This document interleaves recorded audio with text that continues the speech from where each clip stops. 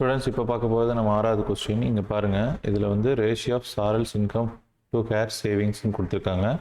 Okay, what is the percentage of money saved her அப்படின்னு இருக்காங்க. Right, இப்போ total income அப்படின்னு நம்ம எழுதிக்கணும்.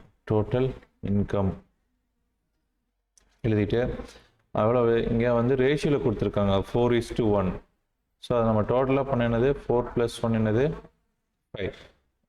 இப்போது எவ்வளோ சேவ் பண்ணுறாங்கன்னு பார்த்தோம். சேவிங்ஸ் அப்படின்னு எழுதி ஒன்று தான் பாருங்கள், ஒன்று தான். ஸோ 5/1. இப்போ சேவிங்ஸ் பர்சன்டேஜ் அப்படின்னு எழுதி 1/5 into 100%. ஸோ அடித்தா 20%. அவ்வளோதான் சேவிங் percentage.